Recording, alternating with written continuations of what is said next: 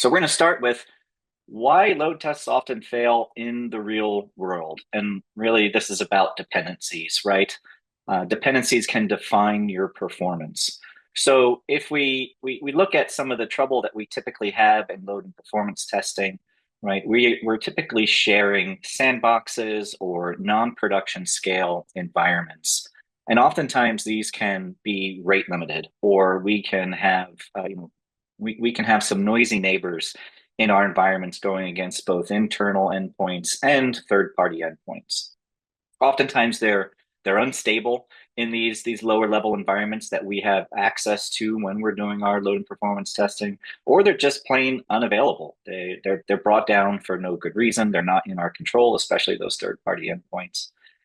And a lot of times we'll see inconsistent behavior across these various different environments that we are asked to do our performance testing against. So with all of these in mind, we're not really getting accurate test over test results and testing any improvements we make.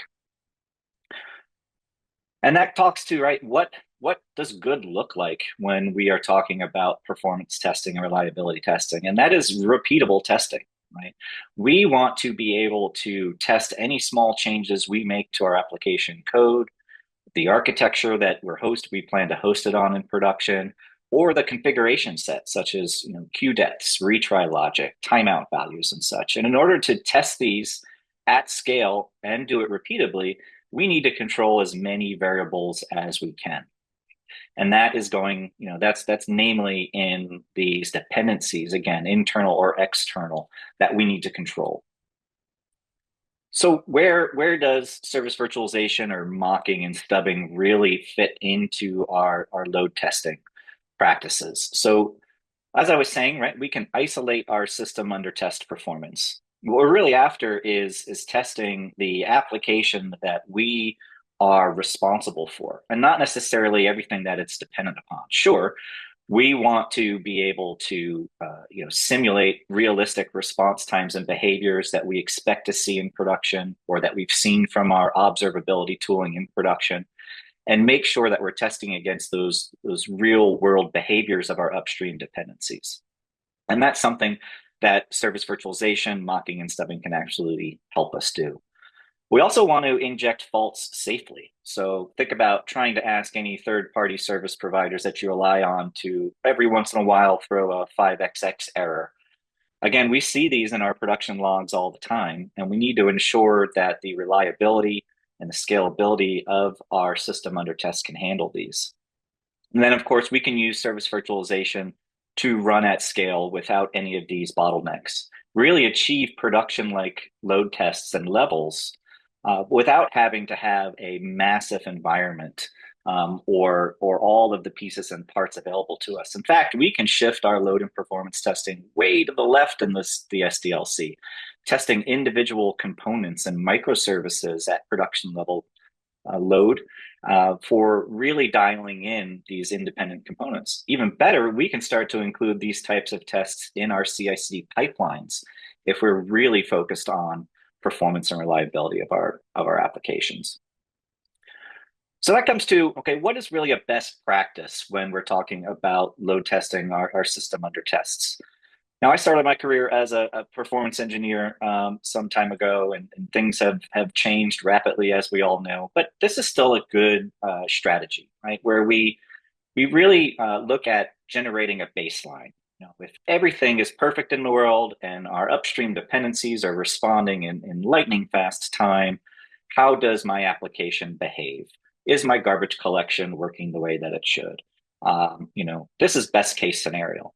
But then we start to stumble in, okay, now let's actually look at what are the real world expectations for our upstream dependencies? What type of response times can we actually expect? And start to dial in our performance and architecture settings to ensure that these latencies that we expect to see from our dependent calls are actually handled gracefully, and we can still reach the load levels that we anticipate in production with our configuration set and code base.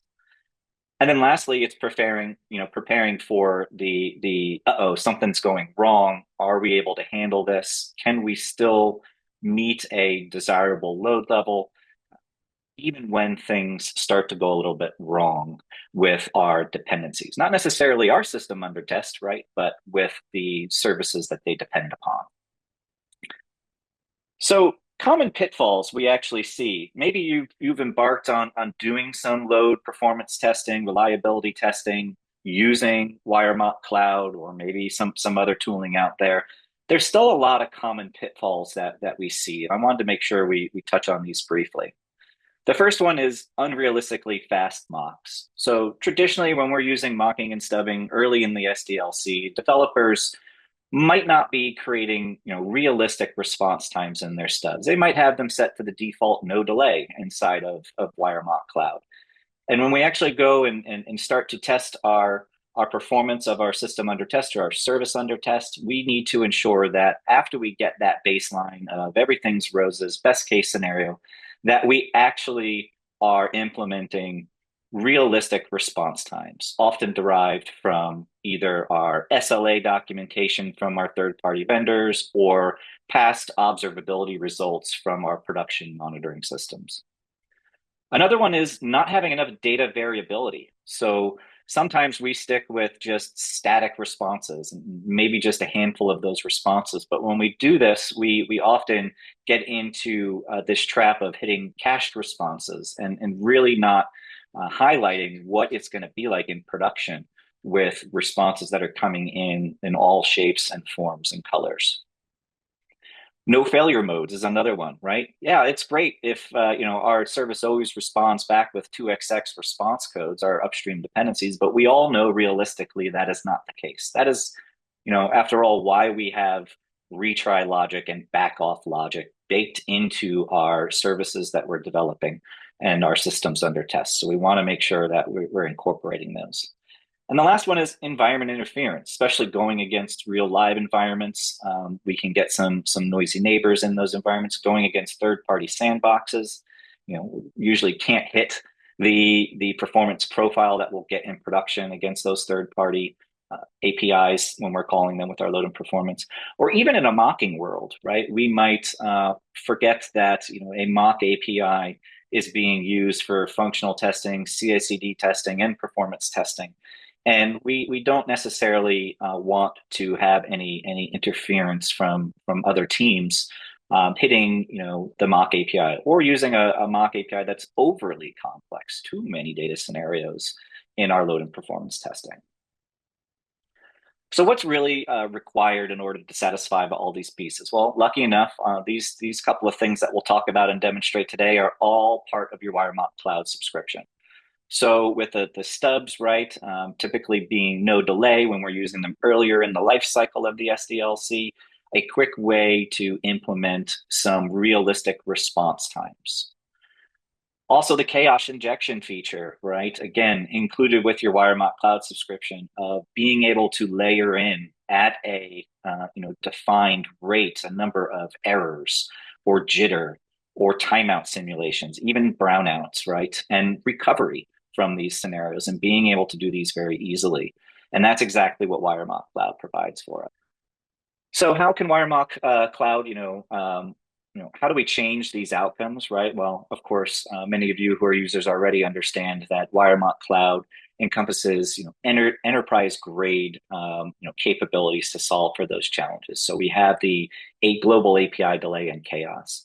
We provide you environment isolation, preventing noisy neighbors. There's the enterprise scalability of WireMock Cloud, achieving 5,000 to 20,000 transactions per second from your WireMock Cloud dedicated infrastructure. And there's the enhanced visibility into actually what's going on while you're consuming these mock APIs at such high rates.